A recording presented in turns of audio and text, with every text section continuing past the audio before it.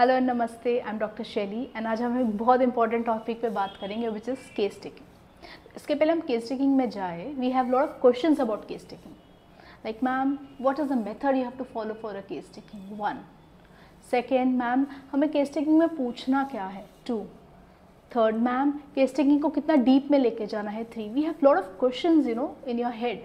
So a first and most common question we have is what will decide our case taking, right. मतलब patient हमारे clinic में आता है और हम कैसे डिसाइड करेंगे हमें कैसे केस लेना है।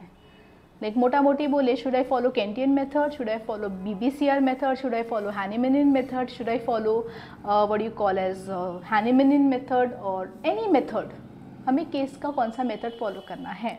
Now my simple answer here is the pattern of your case taking or the format of your case taking entirely depends upon your patient। आपके पेशेंट के ऊपर डिपेंड करता है आप केस टेकिंग कैसे लोगे। Remember, your patient will guide you how to take a case, he will lead you, you have to just nudge your patient। मतलब patient off track नहीं जाने देना है आपको, but you have to let your patient decide उसको किस direction जाना है। Okay, for example a patient comes to you with pain in knee and he gives a detail history कि मुझे पेन है, एग्रीवेशन है, एम्बुलेशन। अब अचानक बीच में बोलता है डॉक्टर व्हाट डू यू आई से, मुझे नींद नहीं लगता है, मुझे बहुत बेचैनी होती है।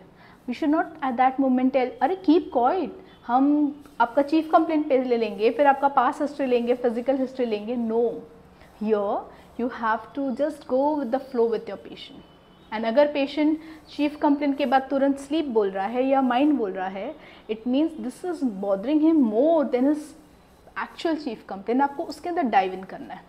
Okay, now again case taking also depends upon your disease. For example chronic में केस टेकिंग का पैटर्न थोड़ा बदल जाएगा, एक्यूट में अगेन थोड़ा बदल जाएगा। आप एक्यूट में क्रॉनिक के जैसे केस नहीं ले सकते और क्रॉनिक केसेस में एक्यूट का केस नहीं ले सकते। और एक्सर्बरेशन ऑफ क्रॉनिक डिजीज में भी केस का पैटर्न थोड़ा बदल जाता है। ये बहुत डिटेल टॉपिक है, ट्रस्ट में हम इसके ऊपर 1 घंटा बात कर सकते हैं, बट मैं आपको ऊपर के टिप्स एंड हिंट्स देने वाले हूँ दैट क्रॉनिक केसेस में you have to try to reach to the deepest level of the patient, try to go to the core, try to go to the deepest level. Now this is again your art, how you develop or how you learn, right? And acute में please do not take a extensive case taking. Acute में patient will throw what he has to say. You don't have to take 1 hour का case taking। मतलब patient आ रहा है and आप पूरा detail में unwanted questions पूछे जा रहे हो। No, you have to decide upon, like आप acute में ये नहीं पूछ सकते हो कि आपकी फैमिली हिस्ट्री क्या है, अच्छा आपको सपने क्या आ रहे हैं, ज़रा मुझे डिटेल में बताइए, या ज़रा आपका नेचर एक्सप्लेन कीजिए। नो, हियर द पेशेंट और the constitution will throw characteristic symptom. It's again a very deep topic to talk about. And acute exacerbation में भी again it is something which is a combination of chronic and acute case taking. You have to develop that art, which we will in our further lectures will talk about it. Now, patient आपके पास आया है, अब इसको priority किसको देना है? Should I give priority more to mental symptoms, physical or particular? Now this is a very common question कि ma'am priority किसको दे। कुछ बोलते हैं हम ओनली माइंड लेवल से केस लेंगे, कुछ बोलते हैं हम ओनली फिजिकल लेवल पे केस लेंगे, कुछ बोलते हैं हम ओनली पर्टिकुलर लेवल पे केस लेंगे। They are fighting. Now trust me, again we are sitting here to find the simillimum. We are not sitting here to fight about मैं तो माइंड मेथड फॉलो करता हूँ, मैं फिजिकल लेवल फॉलो करता हूँ, या मैं पर्टिकुलर लेवल फॉलो करता हूँ। No, again your patient will decide upon what constitution is carrying. कुछ केसेस में हमको माइंड को ज़्यादा इंपॉर्टेंस देना है, इनको नहीं देना है। कुछ केसेस में हमको पर्टिकुलर्स को इंपॉर्टेंस देना है। May be mind is just a simple concomitant symptom, how in BBCR method we do, और in some cases we just have to give importance to physical generals. I remember one case where the patient came with acute pain of a rheumatism, right?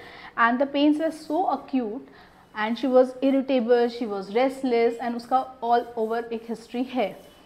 So in the whole case she was just shouting out to me one thing कि doctor मुझे pen इतना हो रहा है as if मेरा हड्डी टूट गया है, मेरे हड्डी का फ्रैक्चर हो गया है।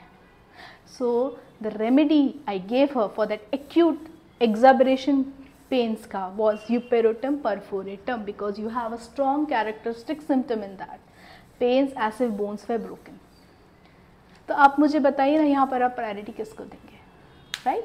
सो you can not prioritize anything, you have to have a very balanced outlook. Now which method is good?